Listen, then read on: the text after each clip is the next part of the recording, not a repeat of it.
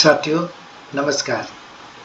कोशिका विज्ञान BSc third semester में लघुत्तरात्मक क्वेश्चनों की श्रृंखला में आज हम नए 10 क्वेश्चन का आंसर ढूंढेंगे। सबसे पहला प्रश्न हमारे पास है, एक्सोसाइटोसिस क्या होता है? कोशिका द्रव्य में से स्राव्य पदार्थों को बाहर निकालने की क्रिया को एक्सोसाइटोसिस कहते हैं। एक्सोसाइटोसिस को ही कोशिका विमान कोशिका के द्वारा उल्टी करना कहा जाता है। अग्नाशय की कोशिका में एंजाइमों युक्त धानियां कोशिका द्रव्य में से कोशिका की सतह की ओर आती है। कोशिका की सतह पर आने पर कोशिका की जो प्लाज्मा कला है उसके साथ संयुक्त हो जाती है और फिर उस कोशिका युक्त जो धानी है उसके अंदर जो अवयव है उन अवयवों को बाहर की ओर विसर्जित कर देती है। इस प्रक्रिया को एक्सोसाइटोसिस कहा जाता है। एक्सोसाइटोसिस कोशिका के द्वारा पदार्थों को स्रावण के द्वारा बाहर निकालने की क्रिया को कहते हैं। दूसरा क्वेश्चन है, सूक्ष्म तंतु क्या होते हैं, उनका क्या कार्य है? सूक्ष्म तंतु, इनको माइक्रोफिलामेंट्स कहा जाता है। ये पतले धागेनुमा प्रोटीन्स होते हैं। सूक्ष्म तंतु मुख्यतः एक्टिन प्रोटीन के बने होते हैं। एक्टिन प्रोटीन दो रूप में पाई जाती है कोशिका में, एफ एक्टिन और जी एक्टिन के रूप में। जी एक्टिन ग्लोबुलर रूप प्रोटीन होती है जो एफ एक्टिन की मोनोमर होती है। जब जी एक्टिन आपस में संयुक्त हो जाती है तो मिलकर के एफ एक्टिन या फाइब्रस जो है एक्टिन का निर्माण करती है और ये जो फाइबर्स बनते हैं इन्हीं को माइक्रोफिलामेंट्स कहा जाता है। कोशिका में माइक्रोफिलामेंट्स कोशिका कंकाल का हिस्सा बनाते हैं। ये कोशिका की आकृति, गतिशीलता और विभाजन में मदद करते हैं। आकृति, गतिशीलता और विभाजन में मदद करते हैं। सूक्ष्म तंतु या माइक्रोफिलामेंट मांसपेशियों के संकोचन में महत्वपूर्ण भूमिका निभाते हैं और कोशिका के अंदर पदार्थों के परिवहन में सहायक होते हैं। तो ये इसके कार्य इम्पोर्टेंट है, ये इम्पोर्टेंट क्वेश्चन है, इसको याद करना है आपको। अब यहाँ सूक्ष्म तंतु, इसको हमने माइक्रोफिलामेंट का इस क्वेश्चन में। नेक्स्ट क्वेश्चन में ये क्या कह रहा है, सूक्ष्म नलिका है। तो सूक्ष्म नलिका और सूक्ष्म तंतु में अंतर है। सूक्ष्म नलिकाओं को माइक्रोट्यूब्यूल्स कहा जाता है और सूक्ष्म तंतुओं को माइक्रोफिलामेंट्स कहा जाता है। जब सूक्ष्म नलिकाओं की बारी आती है कि सूक्ष्म नलिका या माइक्रोट्यूब्यूल्स क्या होती है, तो ये भी खोखली बेलन के आकार की संरचना होती है। ये ट्यूब्यूलिन नामक प्रोटीन से बनी होती है। ये कोशिका को स्थिरता प्रदान करने का कार्य करती है। कोशिका विभाजन के दौरान तुरक तंतुओं को निर्माण करके क्रोमोसोम्स को अलग करने में सहायक होती है। इसके अलावा जो माइक्रोट्यूब्यूल्स होती है वह अंगकों के स्थानांतरण और सीलिया और कसाबिका की गति में महत्वपूर्ण भूमिका निभाती है। तो यहाँ आपको ध्यान रखना है कि जब सूक्ष्म तंतु आता है तो इसको माइक्रोफिलामेंट्स कहेंगे और ये एक्टिन प्रोटीन के बने हुए होते हैं। आकृति, गतिशीलता और विभाजन कोशिका में और पदार्थों के परिवहन में महत्वपूर्ण भूमिका, मसल कॉन्ट्रैक्शन में माइक्रोफिलामेंट्स काम आते हैं। और माइक्रोट्यूब्यूल्स जो होती है ये ट्यूबुलिन प्रोटीन की बनी होती है। ढांचे को स्थिरता प्रदान करती है, क्रोमोसोम्स को अलग करती है और सीलिया और कसाबिका की गति में महत्वपूर्ण भूमिका निभाती है। इन दोनों क्वेश्चन में ये खास अंतर है जो आपको ध्यान रखना है। नेक्स्ट क्वेश्चन है, सूक्ष्म नलिकाओं का मुख्य कार्य क्या है? सूक्ष्म नलिकाओं का भी हमने पढ़ लिया था। सूक्ष्म नलिकाओं का मुख्य कार्य है कोशिका के आंतरिक ढांचे को स्थायित्व प्रदान करना, कोशिका के विभाजन के द्वारा स्पिंडल तंतु यानी तुरक तंतुओं का निर्माण करना, अंगकों का संचालन को नियंत्रित करना, कोशिका की गति और विभाजन में महत्वपूर्ण भूमिका निभाना, सीलिया और फ्लैजेला कसाव की जो मूवमेंट्स होती है उसमें भी माइक्रोट्यूब्यूल से यह जो महत्वपूर्ण सहायता करती है। सूक्ष्म नलिकाओं को माइक्रोट्यूब्यूल्स कहा जाएगा। तीसरा क्वेश्चन इसी से संबंधित आता है, इसको कहते हैं मध्यवर्ती तंतु क्या कहते हैं? मध्यवर्ती, उनका क्या कार्य है? तो ये भी प्रोटीन के बने हुए तंतु होते हैं, लेकिन कोशिका कंकाल का महत्वपूर्ण हिस्सा इंटरमीडिएट फिलामेंट्स या मध्यवर्ती तंतु बनाते हैं। इन सूक्ष्म तंतुओं में सूक्ष्म नलिकाओं के बीच आकार में होते हैं।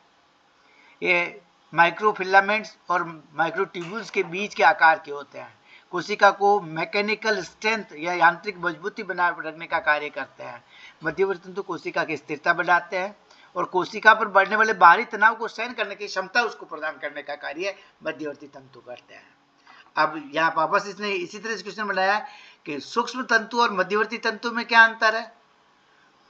तो सूक्ष्म तंतु पतले और लचीले होते हैं, माइक्रोफिलामेंट कहेंगे ये, ये एक्टिन प्रोटीन के बने होते हैं। कोशिका की गतिशीलता और विभाजन में मदद करते हैं।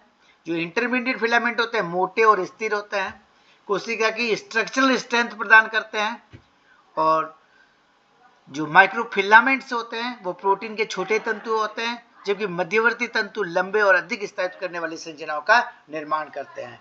ये सारे क्वेश्चन आपस में मिलते जुलते हैं। ये 3 क्वेश्चन है, माइक्रोफिलामेंट, माइक्रोट्यूब्यूल और इंटरमीडिएट फिलामेंट, इनके कार्य क्या है, ये सारे क्वेश्चन इससे संबंधित। आप कंफ्यूजन नहीं है, इसको 2-4 बार पढ़ें तो सारी चीजें आपके सामने स्टोर हो जाएगी।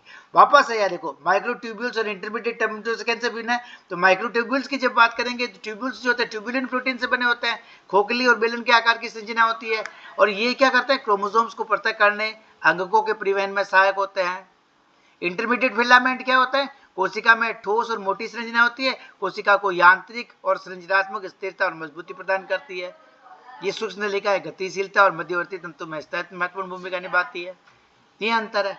तो ये जो क्वेश्चन है, 4 क्वेश्चन है, ये 5 सूक्ष्म, माइक्रोट्यूब्यूल्स, माइक्रोफिलामेंट, इंटरमीडिएट्स, फिर माइक्रोट्यूब्यूल्स और इंटरमीडिएट फिलामेंट्स, फिर माइक्रोफिलामेंट्स और इंटरमीडिएट फिलामेंट्स में क्या अंतर है। ये क्वेश्चन इंपॉर्टेंट है, इनको आप गहराई से थोड़ा अध्ययन करेंगे तो सारी चीजें आपके सामने स्पष्ट हो जाएगी। नेक्स्ट क्वेश्चन है, केंद्रक क्या है और कहाँ स्थित होता है। तो केंद्रक से न्यूक्लियस, जो यूकेरियोटिक सेल्स होती है उनमें प्रोमिनेंट न्यूक्लियस पाया जाता है, जो एक अंगक के रूप में होता है। ये कोशिका के केंद्र में स्थित होता है।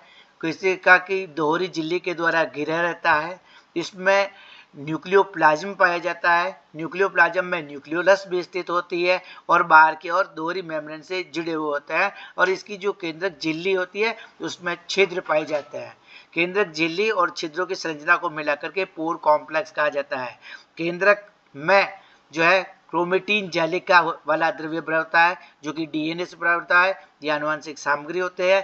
केंद्रक जो होता है कोशिका के विकास, वृद्धि और प्रजनन को नियंत्रित करता है। इसमें पाई जाने वाली न्यूक्लियोलस राइबोसोम का निर्माण करती है। तो केंद्रक जो है कोशिका के कार्यों पर नियंत्रण करने वाला अंग है, जो कोशिका के सेंटर में पाया जाता है। ये हमने बात करी है यूकेरियोटिक कोशिकाओं के संदर्भ में। प्रोकैरियोटिक कोशिकाओं के संदर्भ में हम बात करेंगे तो हम कहेंगे केंद्र क्या होता है।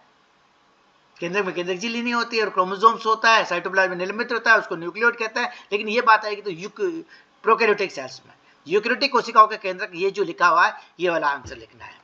नेक्स्ट क्वेश्चन हमारे पास है, केंद्र की संरचना में कौन कौन से घटक होते हैं। तो केंद्र की संरचना में केंद्रक झिल्ली और उसके अपर्चर, केंद्रक झिल्ली पर अपर्चर को मिलाकर न्यूक्लियर एनवेलप कहा जाता है। केंद्रक में न्यूक्लियोप्लाज्म भरा हुआ होता है। न्यूक्लियोप्लाज्म में न्यूक्लियोलस होती है। जो न्यूक्लियोप्लाज्म है वो क्रोमेटिन का बना होता है और न्यूक्लियोपोर्स तो बाहर होता है, और जो न्यूक्लियोलस होता है वो आरएनए और राइबोसोम्स का बना हुआ होता है। तो बाहर की ओर न्यूक्लियर एनवेलप में द्विस्तरीय झिल्ली पाई जाती है, केंद्र को घेरे रहती है। न्यूक्लियोलस में राइबोसोम्स और आरएनए का संश्लेषण होता है और क्रोमेटिन डीएनए के साथ में प्रोटीन का मिश्रण होता है। प्रोटीन कौन सी, हिस्टोन प्रोटीन होती है। लास्ट क्वेश्चन है, क्रोमेटिन क्या और इसका क्या कार्य है।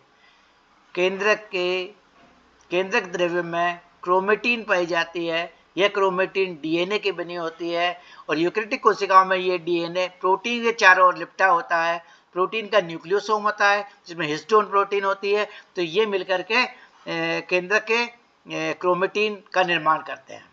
Histone protein, non histone protein और डीएनए, यह केंद्र के अंदर पाई जाती है। डीएनए को संगठित रूप में रखने के लिए संपीडित करने का कार्य करती है कौन, हिस्टोन प्रोटीन, ताकि केंद्र के अंदर ये व्यवस्थित रह सके। और जब कोशिका विभाजन के लिए तैयार की जाती है तो क्रोमेटिन संघनन होकर क्रोमोसोम का निर्माण करती है।